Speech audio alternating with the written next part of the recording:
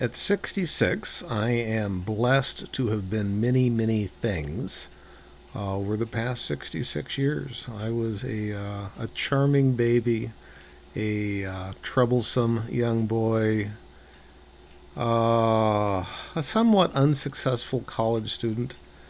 There was a chunk of time in there in which I was a child therapist, and it stuck with me in a way that most of my other jobs have not.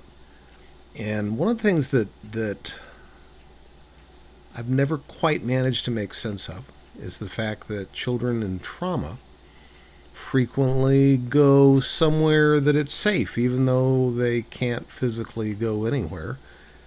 And that those somewheres, when you work with several children, those somewheres are sometimes remarkably similar. I do not have an explanation for that, but it seems sort of like raises goosebumps on my arms when I think about it. Kind of magic, probably in a really good way. But that idea was behind Alicia and the Queen of the Forest, which is a book about Alicia who has a terrible foster placement. Is it worse than any other foster placement? No, there are kids that I've known and worked with that had exactly that bad a situation. So keep that in mind. Chapter 1. I had been running. Not the easy run for fun running I often did when I felt I had energy to burn off. This was a panicked, gasping sort of run, my breath like broken glass in my throat, my legs heavy and unreliable, the tears in my eyes half blinding me. I could still hear my cousin Mark somewhere behind me, his own breath loud and quick, his footfalls heavy on the half-frozen ground, the swish of leaves as he plowed through them. Having no breath and little hope other than that hope's shadow desperation, I ducked behind an old elm. The tree was as thick as a telephone booth and leaning to one side, where the wind had torn through the woods only a few days before. I stared at the roots, pulled up from the black earth, the poor things still looking surprised and blinking in the unaccustomed sunlight. I could hear Mark slowing down, no longer hearing my own thrashing progress ahead. "Alicia," he called softly. He waited. "I know you're here. Might as well come out and face the music." He paused again, trying to hear the breath that I tried to muffle through the sleeve of my jacket. He whistled a few notes of some tune I associated with executions. "Alicia." He turned his head towards the elm, hearing, I guess, the betrayal of my breath, as my body fought between the rock of suffocation and the hard place of Mark finding me. He smiled. Mark looked his worst when he smiled this way. There was only anticipated cruelty in his bared teeth, his eyes squinting, and as mean as ever. I ducked my head back and tried to consider when I should break and run again. My body was exhausted, and what use I might have made of fear had already been made. The bank was tapped, the plate scraped clean. I had nothing left with which to run. I looked at the ground, searching for a rock small enough to wield, yet large enough to have an impact. Tiny pebbles beneath the leaves, and only one large stone too heavy to lift. I felt a fresh wash of tears as Mark's voice came once again. "I know where you are," he said, catching his own breath and looking out from beneath his sweat-soaked cap. "Marco?" he said quietly, facing the elm, his hands on his knees, the smile now gone and only the dark eyes glinting in my direction.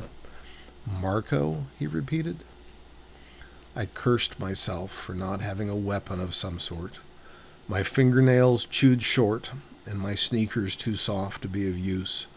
My teeth remained, of course, but Mark had learned to stay outside the limited range of my snapping jaws. I pulled at the large stone, having exhausted all reasonable options. It was thinner than I thought, and lighter, and it came up from the leaves with a rustle. And there beneath the stone was a hole. the ground packed smooth around it. The hole might have been a foot across, or a bit more, certainly no bigger. Alicia, Mark took in a deep breath. Alice, little louse. He used the names he had made for me when I had first come to live at the farm 6 weeks before. I could feel him getting ready to spring to one side or the other of the old elm. Even if I guessed his path, he would still run me down. I looked hopelessly at the hole between my toes, holding the rock at my waist. Too heavy to swing, and almost too heavy to hold. I thought of Mark crushing my head with the stone, and I cursed myself for having brought it up from the ground. Hello? A different voice, sounding like a librarian. Old and tea-drinking, puzzled and kind. I shook my head, trying to clear the tears in my thoughts, and saw there, in the hole at my feet, a large gray rabbit looking up at me. What's this? The rabbit asked. The rabbit rose up from the hole and peered about the elm. What's that? He asked. I could hear his distaste as he looked at my cousin. I admired his insight, his ability to see inside where the rottenness was, and not just the pretty exterior of youthful health and fine features that others saw in Mark. It's my cousin, I muttered, Mark. In the shock of meeting a talking rabbit, I had forgotten my situation and spoke out loud. Alicia? Mark sounded cautious. Had he heard the rabbit's voice as well as mine? I looked at the rabbit, who had climbed out of the hole and stood beside the elm, dusting off his belly with his front paws. It was a big rabbit, gray with a bit of white on his chest and paws, with long ears tipped towards my cousin and a worried look on his whiskered face. Don't much like your cousin, the rabbit said. He stepped out from behind the elm and looked at Mark. Bugger off, the rabbit said. I could hear the breath Mark took in. A rabbit? My cousin said. I peered from behind the tree and saw my cousin standing, his hands still on his knees, his mouth hanging open, staring at the gray rabbit. The rabbit stared back. I held the flat rock in my hands, which was heavy and sharp on my fingers. Mark looked around for a rock. I'd seen him kill rabbits and other things, usually with his pellet gun or a slingshot. Today he'd come out hunting only me, armed with only his size and meanness. He stooped and picked up a nice-sized rock and then another, keeping his eyes on the rabbit after noting me standing behind it. Bugger off yourself, said Mark, pulling back for the throw. Bother, said the rabbit, sounding like Winnie the Pooh in the old movies I'd watched when I was little. He ducked back behind the tree as the rock buzzed by him. In you go, said the rabbit, giving my leg a gentle push towards the hole. Another rock came by, striking the old tree and breaking off a chip of bark. Any time. Now, maybe, said the rabbit, tapping my leg again. I stepped into the hole, feeling with one foot for a hold of some sort, still concerned that the hole was too small and that I was too big, and that Mark would kill the rabbit and then have me stuck up to my waist. I could hear Mark pitching another rock, and the rabbit gave my leg a firmer tap. I found myself slipping into the smooth, soft earth, slower than I would have thought, like slipping into feathers and fog in a dream. The hole stretched around me, taking me gently in, both holding me and passing me through, while the rabbit slipped in above me, pulling the rock in place over his head. Don't much like your cousin, he said. Sorry. Oh, that's fine, I assured him. I don't either. I felt the hole opening up around me, and my descent was slowed by the smooth earth beneath the seat of my dungarees. Up above somewhere, I could faintly hear Mark's voice, swearing and threatening, as he found himself unable to lift the rock that had sealed the rabbit's hole. He doesn't have the key, the rabbit said. It won't open for him. My eyes adjusted to the darkness. I could see, if dimly, there in the vague light which seemed to come from up ahead. The tunnel was tall enough for me to stand, and wide enough that I could barely touch the walls on either side. The floor was paved with stones, smoothed and well set into sand. The rabbit was dusting himself off again, although in the dim light he looked impeccably clean. He stretched around and brushed off his back. "Sorry about the dust," he said. "I don't use this doorway often, and I'm afraid I've let it be neglected. Things will be tidier in the main burrow." He looked critically at the dirt and mud on my jeans. You might want to knock yourself off a bit here rather than track all that into the parlor." He reached into a dark spot on the wall and came out with a clothes brush and began to shyly brush off the legs of my jeans and my shoes. "You can do the rest," he said, nodding at the seat of my pants. I took the brush from him and did as best I could, and then used my fingers to pull a tangle of leaves from my hair. I spit on my fingers and dabbed at the muddy tear streaks on my face. "Oh, that's fine," he said. "You can have a proper wash-up later. Would you care for some tea?" I nodded and followed the rabbit as he made his way down the burrow, the nails of his feet clicking on the polished paving stones. I padded along behind, my sneakers making the occasional squeak, and the legs of my jeans swishing against each other.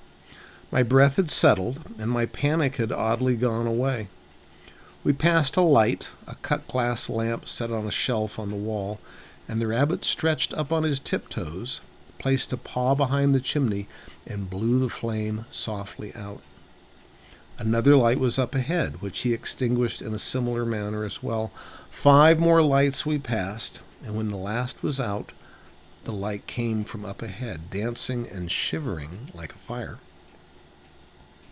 Coming around a corner, we found a thick wool rug woven in reds and blues and browns, and the rabbit stopped and carefully wiped his feet, looking back at me to be sure that I had seen him do so. I wiped as well, and we rounded the corner to find a walnut-paneled room, the walls lined with bookshelves and paintings, 2 leather wing chairs set before a glowing fire. Tall brass andirons shaped like dragons held the logs, which threw out light and heat. Between the chairs was a low table set with a small briar pipe, a cut-glass ashtray, a porcelain teapot covered with flowers, and 2 matching cups. He poured out 2 steaming cups of tea. "It's Assam, a fairly decent Assam, actually. I hope you'll enjoy it. You take sugar or milk and cream?" I stopped, confused a bit by this small point. The talking rabbit, the tunnel, the lights, all the rest, the fireplace, the library, the fine rugs, the cut glass, all hidden underground, these things I had accepted. But this kindness, this polite, everyday inquiry, was stranger to me than all the rest. I shook my head and blinked. "Sugar, please," I said, and cream if it's not too much trouble." "Oh, none at all," the rabbit replied, reaching to a shelf behind the table and bringing out a bowl of sugar cubes and a tiny silver pitcher of cream. He poured a bit in and handed me the sugar. "Please help yourself," he said. I took 2 cubes and then 2 more, careless of how I was perceived. I dropped them into the tea, watched the steam rise, and taking the small silver spoon the rabbit held out to me. He waited for me to take the first sip, and when I did, he leaned forward. "Is it good?" he asked. "Very," I said, and it was, hot and sweet and rich. I held my cup beneath my nose and took in the steam, the fine china cup hot in my fingers, and the fire warming my cheeks and knees.